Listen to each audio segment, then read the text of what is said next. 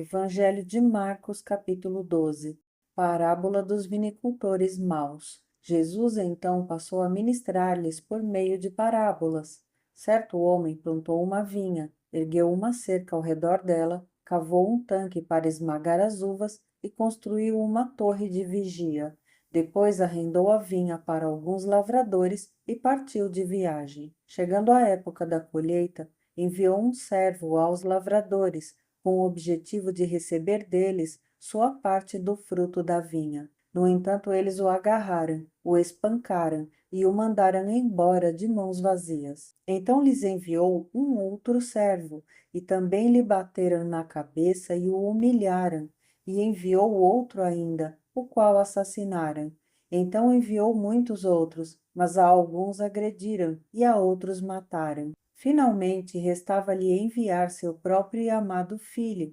A este lhes enviou com a seguinte intenção: a meu filho respeitarão. Todavia, aqueles lavradores combinaram entre si: este é o herdeiro. Ora, venha, vamos matemo-lo, e assim a herança será toda nossa. Então o agarraram, assassinaram e o jogaram para fora da vinha. Diante disso, o que fará o proprietário da vinha? Virá, destruirá aqueles lavradores e outorgará a vinha a outros vinicultores. Ainda não lestes esta passagem nas Escrituras? A pedra que os construtores rejeitaram, essa veio a ser a pedra principal, angular. Isto procede do Senhor e é obra de grande maravilha para todos nós. Por isso começaram a tramar um jeito de prendê-lo, pois perceberam que ele havia narrado aquela história com o propósito de acusá-los. Contudo, tinham receio da multidão e acharam melhor se afastarem, adorar a Deus e honrar o Estado. Mais tarde enviaram a Jesus alguns dos fariseus e herodianos para tentar condená-lo em alguma palavra que proferisse. E ao se aproximarem, lhe questionaram: Mestre, sabemos que és verdadeiro e que não te deixas influenciar por ninguém, pois não te impressionas com a aparência exterior das pessoas, mas ensinas o caminho de Deus em conformidade com a mais pura verdade. Assim sendo, diga-nos, é lícito pagar imposto a César ou não? Devemos pagar ou podemos nos recusar? Jesus, porém, conhecendo quão hipócritas estavam sendo, lhes inquiriu: Por que me tentais? Trazei-me um denário para que eu o examine. E eles lhe trouxeram a moeda, ao que ele lhes indagou: De quem é esta imagem e esta inscrição?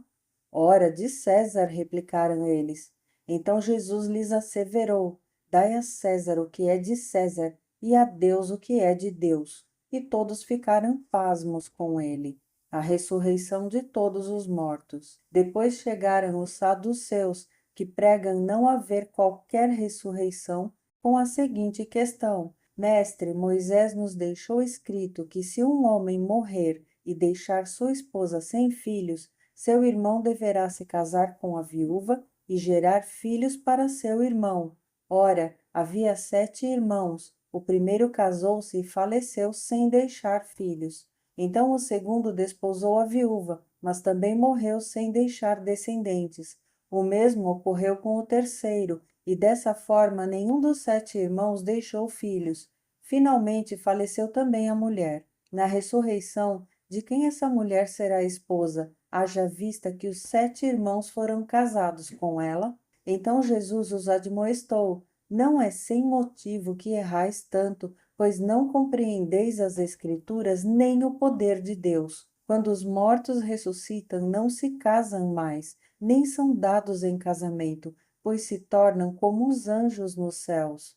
A respeito da ressurreição dos mortos, ainda não tendes lido no livro de Moisés, no texto referente à sarça, como Deus lhe declarou: Eu sou o Deus de Abraão, o Deus de Isaque e o Deus de Jacó? Ora, ele não é Deus de mortos, e sim o Deus dos vivos. Estais absolutamente enganados. O principal dos mandamentos. Um dos mestres da lei achegou-se e os ouviu argumentando. Ao constatar como Jesus lhes houvera respondido esplendidamente, Perguntou-lhe: De todos os mandamentos, qual é o mais importante? Esclareceu Jesus: O mais importante de todos os mandamentos é este: Ouve, ó Israel, o Senhor, o nosso Deus, é o único Senhor. Amarás, portanto, o Senhor teu Deus de todo o teu coração, de toda a tua alma, de todo o teu entendimento e de toda a tua força.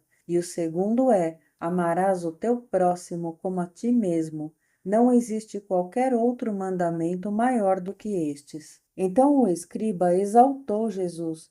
Muito bem, mestre, estás absolutamente certo ao afirmares que Deus é único e que não existe outro que se compare a ele, e que amar a Deus de todo o coração e de todo o entendimento e com todas as forças, bem como amar ao próximo como a si mesmo, é muito mais importante do que todos os sacrifícios e ofertas juntos. Jesus, por sua vez, vendo que o homem havia respondido com sabedoria, revelou-lhe: Não estás distante do reino de Deus. E a partir disto, não havia mais alguém que ousasse lhe questionar coisa alguma.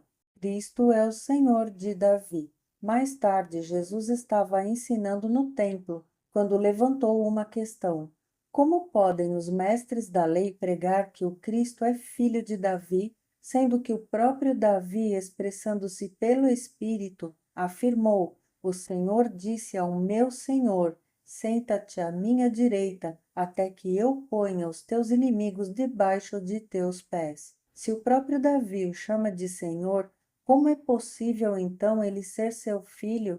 E numeroso ajuntamento de pessoas o ouvia com grande deleite. Jesus condena os escribas. E continuando seu ensino, advertia Jesus: Acautelai-vos dos escribas, pois eles fazem questão de andar com roupas especiais e de receber saudações em praças públicas, de sentar nos lugares de maior destaque nas sinagogas e ainda de ocupar as posições mais honrosas à mesa dos grandes banquetes. Eles devoram as casas das viúvas e, para dissimular, fazem longas orações.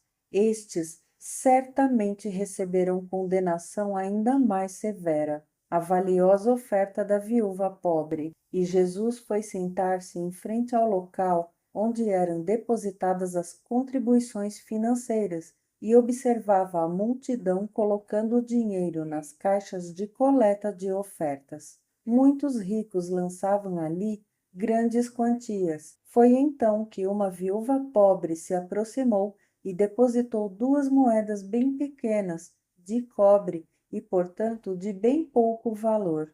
E chamando para perto de si os seus discípulos, Jesus lhes declarou: Com toda a certeza vos afirmo que esta viúva pobre depositou no gasofilácio mais do que o fizeram todos os demais ofertantes, porquanto todos eles ofertaram do que lhes sobrava. Aquela senhora, entretanto, da sua penúria, deu tudo quanto possuía, todo o seu sustento.